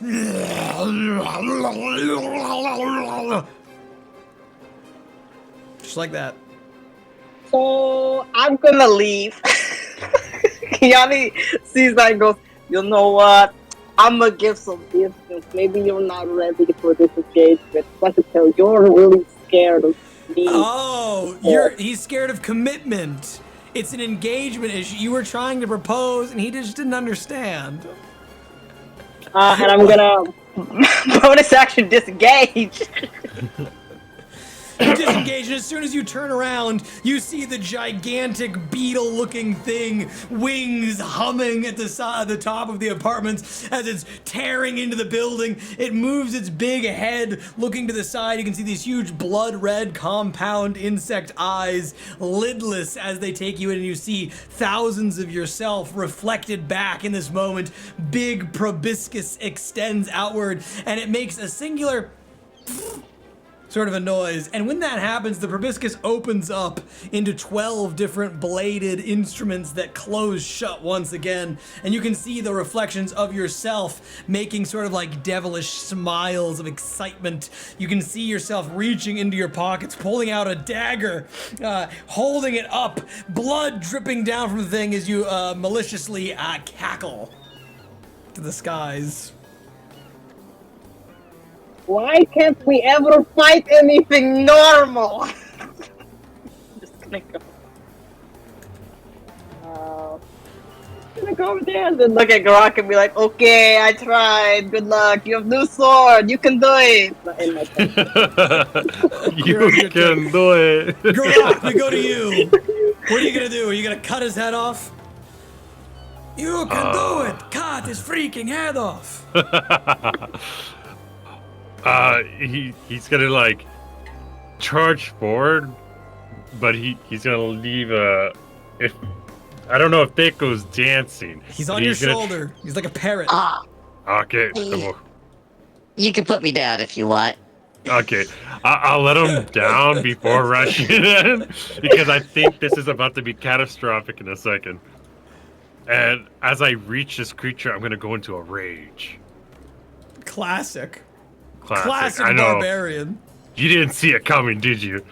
You know what? I mean, I will say there are some things that surprise me, and this was not one of them. It's okay. It's okay. I'm gonna need you to roll. Oh, I have to roll out. What am I talking about? Yeah, what are you talking about? You gotta attack me with that long sword, baby. My wild That's magic. a percentile. Oh my gosh! You're right. You're gonna rage before. Hold the phone. I need to get the thing. It's a 64. Yeah, almost 69. So close. Not nice. Nah. Makes. I wonder what that does now that I think about it. Maybe someday you'll find out. One day.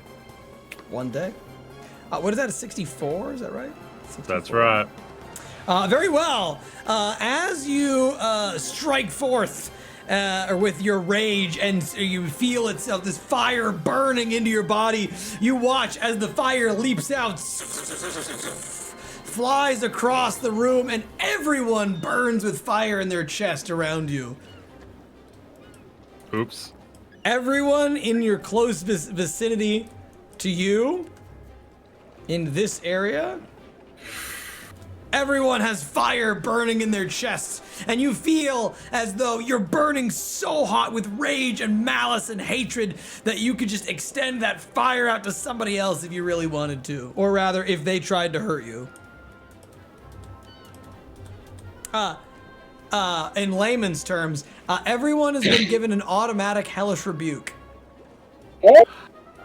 Oh! Dang. Okay. One free level 2 hellish rebuke. Nice. Even the demon in front of me, eh? Even the demon in front of you. That's That's so right. nice. The demons, the guards, everyone. Everyone gets hellish rebuke. Get a hellish rebuke. Get a hellish rebuke.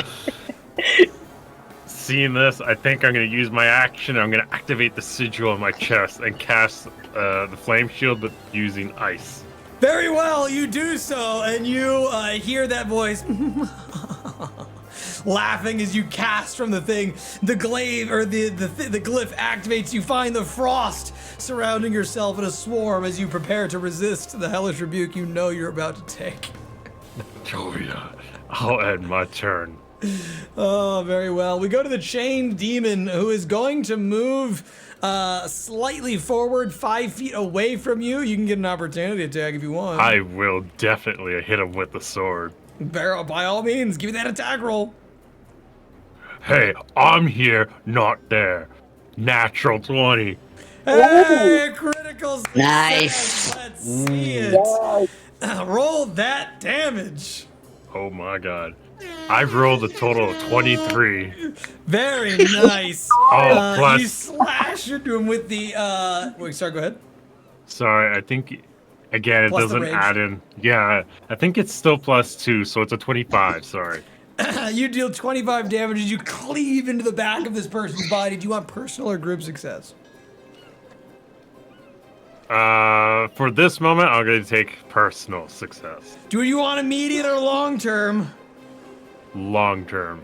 All right. As your sword cleaves in through the back of its body, you watch as some of the chains immediately melt away underneath the assault of your fire. And as you burn into this guy's body, you can see the glyph manifest outward onto this person. And you can see that the shield immediately concaves and blasts into them. Whenever you deal fire damage to another creature, or whenever you do a critical hit, you can transfer the glyph from yourself to somebody else, and immediately you can activate, as a bonus action on your turn, you can activate that glyph and make them take the damage immediately. In the Ooh, future. that's nice. That's right. You now have a flame tongue glyph sword. Yeah! Anyway, you deal 25 damage as you cleave into the guy and watch as some of the chains melt away in horror. He rages in horror and frustration, but then he ignites the chains all across his body. I need everyone within 10 feet of him, which includes you, to go ahead and make me a dexterity saving throw as the chains slash out at you. 14. A 14 is just barely going to meet the saving throw. So as the chains wrap out around you, you only get sliced by them. You only take 10 slashing damage.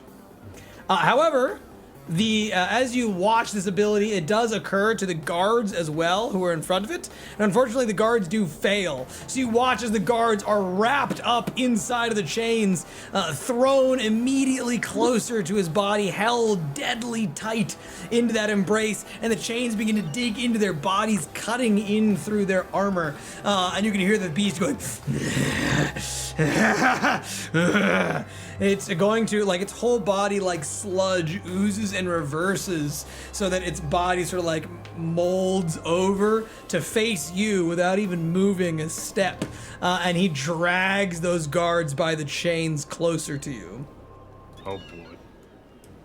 And then as he gets to that location, he is just going to like take out a fist and he's going to try and reach out and touch you. Oh no, he's gonna touch me. Remember that thing that you don't like when people do? Yeah, I don't like that. So, as he goes to reach out and touch you, the frost shield of ice begins to slash through his body, and you watch as the hand just falls apart. The sludge like hardens into a thick ice, shatters and falls onto the ground as he gets a critical failure. Please roll damage. Ooh, that's nice. It's a pretty solid damage for not your turn.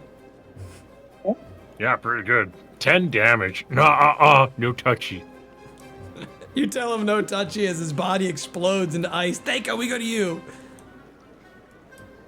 I looked up towards the giant beetle-like creatures that seemed much more intimidating than this weird chain guy that hugs people, and I thought to myself, it would be way cooler if I were able to kill one of those, and I could totally hold this over Gurak for a little while. As I danced up into the air, I thought of the Infinity Ape.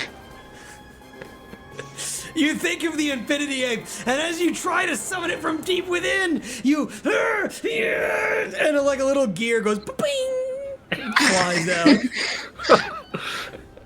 And I cast Dragon's Breath, lightning damage instead.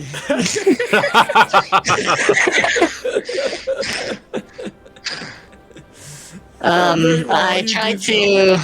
What is my move speed? I believe I'm 30 feet as an Autognome. It might be less. 30 feet, yes. Okay. Well, my flight speed is less than that. It's 10 feet. So I will move 20 here and start escalating up. The big, gigantic flying beetle thing looks down at you with its huge compound eyes. The proboscis opens up, and it flashes these huge 12-bladed appendages. And it seems to regard you as a snack, like it's going to come and consume you. What else would you like to do with your turn? I'm gonna cast Guiding Bolt at 3rd level on it.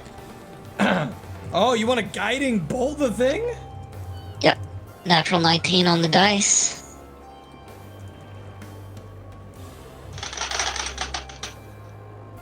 $25 damage. That is excellent. You blast into the thing with your radiant damage. You watch as it deals 50 radiant damage to the demonic creature, shattering and breaking through its body. The silvery flames of your guiding bolt seem to wreak havoc inside of its body. You can hear a horrid screeching noise like a chitter fill the air, and it almost seems heart-stopping for a moment. And then it all like freezes in time, and you see yourself in its eyes as you cast the guiding bolt. You feel you watch as your reflection seems to pull out a little piece of gears of metal from your body and rip them out. I need you to make me a wisdom saving throw as you attack the creature.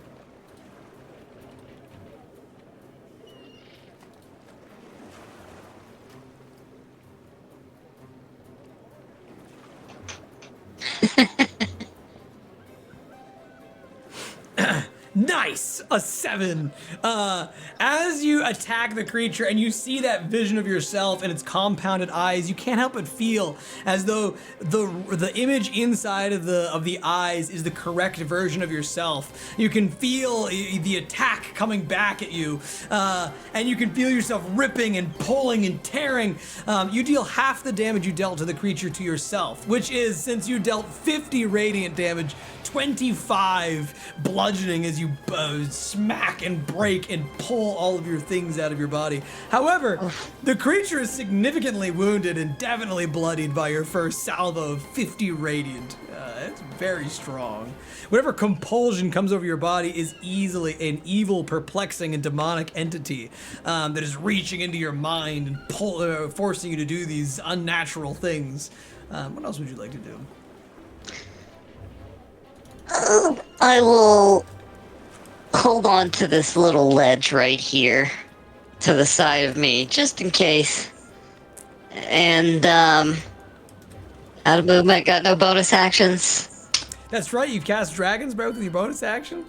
We go to the huge beetle thing, the Depths Demon, and it is going to move upwards into the air. You can hear the wings immediately begin to take flight.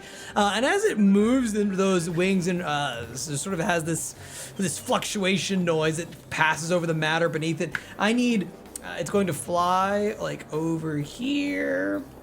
50 feet, and it's gonna land on top of this rooftop. When it flies over top of you, I need everyone down there to make me a wisdom saving throw. The wings apply a confusion to those who hear it. 18. An 18 is solid. You pass. I see that is a 4 and a 7. Just checking. Yeah. Just letting a pause happen in case you want to apply anything else. Yes? Do I need to also make a saving throw? That is correct. Oh, okay. I have not. That was my original. Let's see. Yeah, that's what I thought. Okay. Better than me. Each of you, unfortunately, those of you who are not Gurak, unfortunately, you fail. And as this buzzing noise occurs over top of your bodies, you find yourself in a confused, perplexed state. That's all that happens to you. It is then going to look down to where where Kyani is at the center of everyone, and it's going to open up those proboscis and go, and it chitters, making a horrid screeching noise, and it spews forth a miniature fireball. The miniature fireball takes up not quite as much space as a normal fireball, but it will hit Gurak and Kyani. I need both of you to make dexterity saving throws, or suffer the dice consequences. 12. 22. 12 and 22. The 12 barely meets it. The 22 easily beats it. No problems there. And so you take 20 fire damage on a fail and 10 on a success.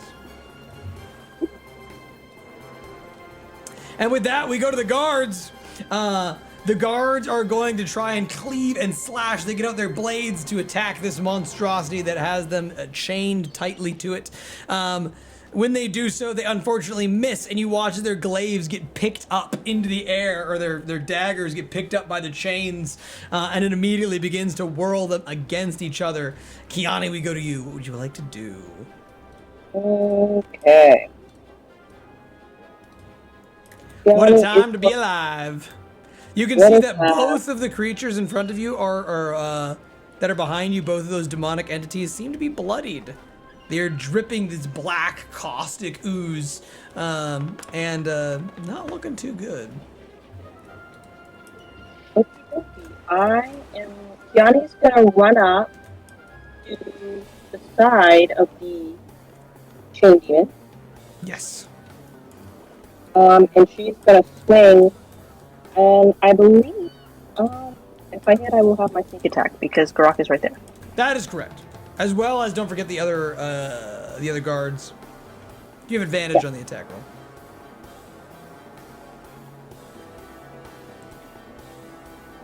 You can do it.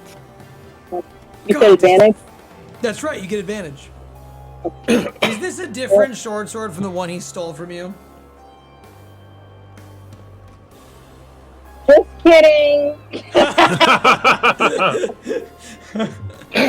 Yes, big joke, haha. I'll be back here and use my bow. By all means, you may shoot. Immediately forgot. That's okay. It's okay. It's what I'm here for. It's what I'm here for. I'm here to injure you, steal your things, and otherwise cause conflict to occur for you to triumph against. Crossbow since I'm closer. It's literally the same, but it feels right. It does feel right. I agree. Would that be then with just normal and not advantage? That is correct. No! That's a 13. The 13 breaches the AC of the creature. Roll damage. I still get sneak attack because the rock's right there. That's right. You still get your sneak attack. That's right. These guys are not super defensive in the present moment when all the chains are grabbing the guards. That is 10 in total with sneak attack damage. Very well. You deal 10 damage as you pierce into the creature. And when you do so, you see the creature sort of like this malicious hate filled stuff fills up in its eyes. And he shoots fire back out at you with a hellish rebuke. Because everyone has hellish rebuke right now. And you should make me a dexterity saving throw. Otherwise, you take 2d10 fire.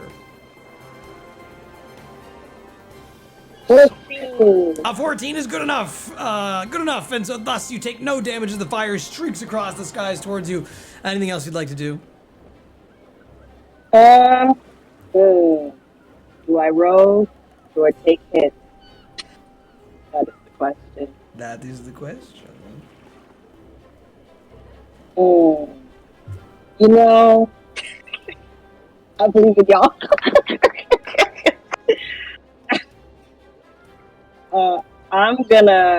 Kyani's gonna see if she can like hide in this like entryway. Absolutely, you go right back into the apartments, right that you had just left from. Right, roll a hide check. You do not have to roll a stealth check if you just run back into the buildings. Okay, yeah, I just roll right back in. Gurak, we go to you.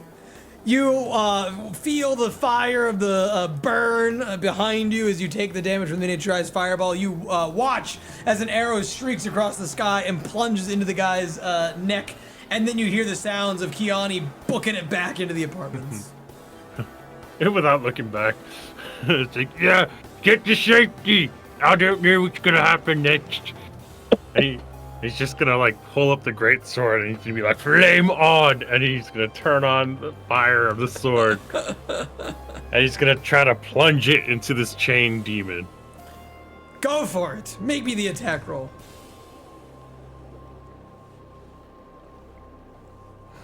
23 to hit. Ooh, 23. You easily breach the AC of this chain demon, and as you do so, he braces himself for the melee attack. The blades dig into the guards' bodies. You can hear them wailing with pain as he damages them by the same total you're about to damage him with. Oh, shit. It's cool. It's cool. It's cool. It's just murdering guards. Don't worry about it. It's not like it's something you haven't done before. We didn't kill that man. They're about to take a lot of damage. Oh no! You Look know, away, abilities. Ooh, a total of 23, 25 again.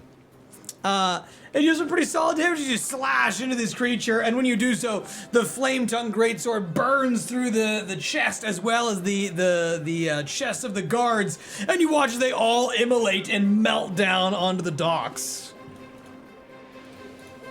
And a little puddle of blood and guts and oily black whatever is coming out of the demons. The chains liquefy and burn down into the strange gaseous blackness. The caustic liquid on the ground seems to lick up around your feet and move. You can hear a vague growling noise of dogs inside of it.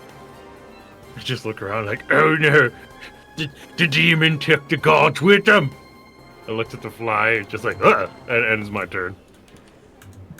Very well. The demon is gone. Thaco, we go to you. What do you want to do?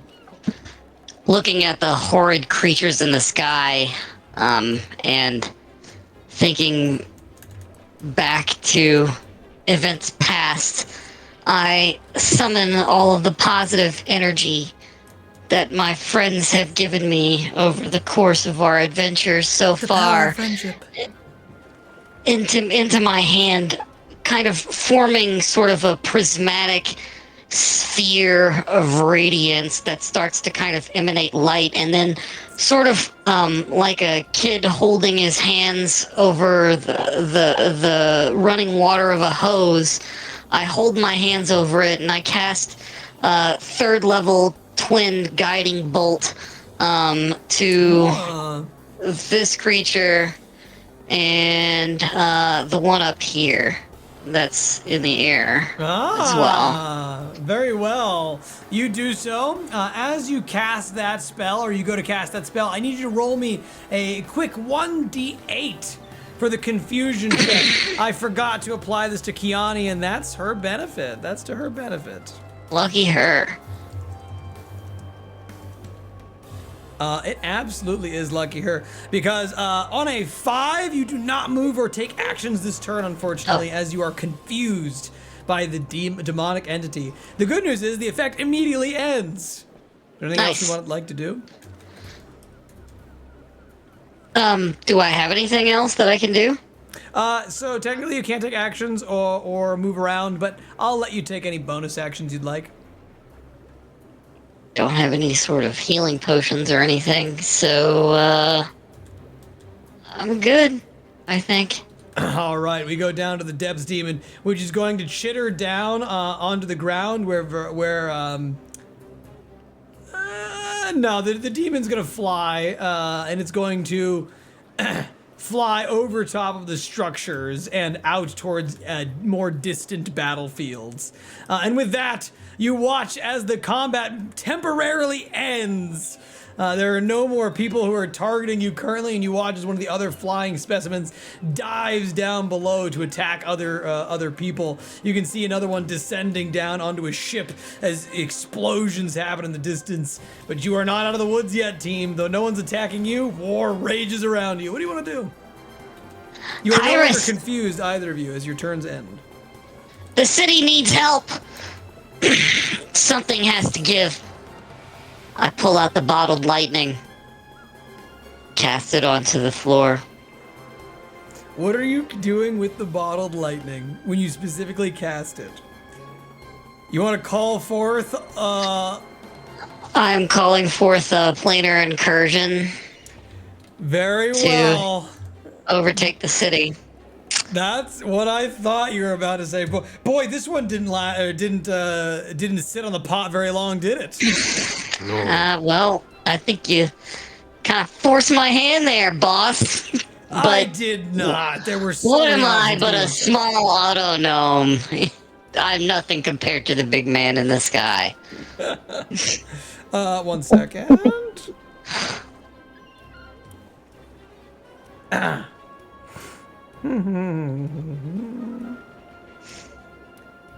Okay, so this one is very difficult for me to showcase inside of the Tailspire at a moment's notice. So I was just thinking about how I want to do this, and I don't have a good answer for that yet. Other than to go over here, I'm gonna grab. Wait, there it is. Here we go. So team, you watch as he throws the bottle onto the ground, and all of the stone of the docks immediately seems to become a little bit more metallic. You can hear the sounds of whirring in gears as they begin to move, and the stone begins rapidly shifting itself to match the plane of Hyras.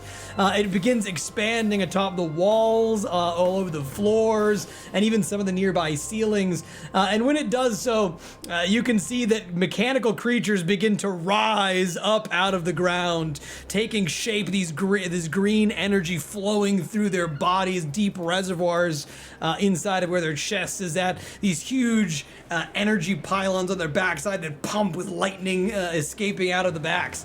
And just as soon as the first few appear, more of them begin to join the fray as they begin to wield their big energy axes. The wings begin to spread wide, and the army of Hyras indeed begins to invade the material realm, shifting and changing the matter of the place around it. Team, what do you want to do as all of these automatons begin to take shape out of basically the very walls, floors, and ceilings around you are transforming into gears and then constructing themselves into these creatures? So like you're literally losing floor as they spawn.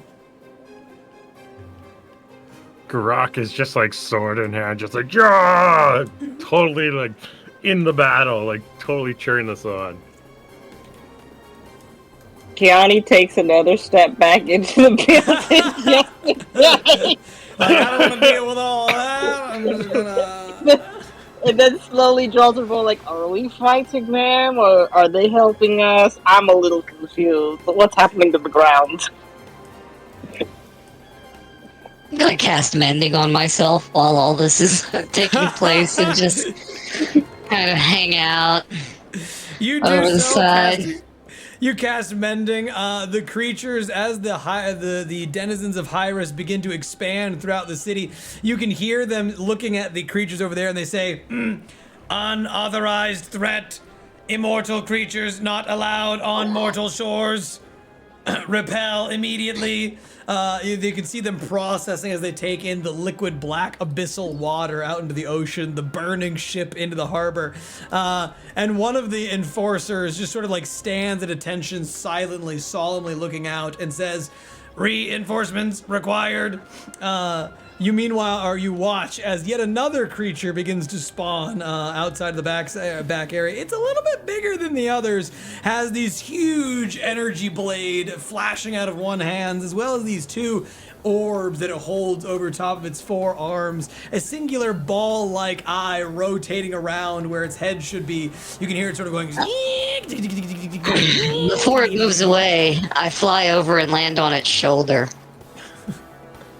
You do so, you fly over, you land on the shoulder of the gigantic, massive being, and the eye rotates around and looks directly at you. The pure golden light of the energy of Hyris burning within its socket as it takes you in and analyzes your being. What, you think I'm not gonna fight with my own men? Let's do this, big boy. It rolls back around over towards the rest of the battle, and as it raises its two lanterns, it goes to smash them into the air. A huge crescendo of energy ignites, and you can hear all of the creatures say, "Tune in next time on D&D."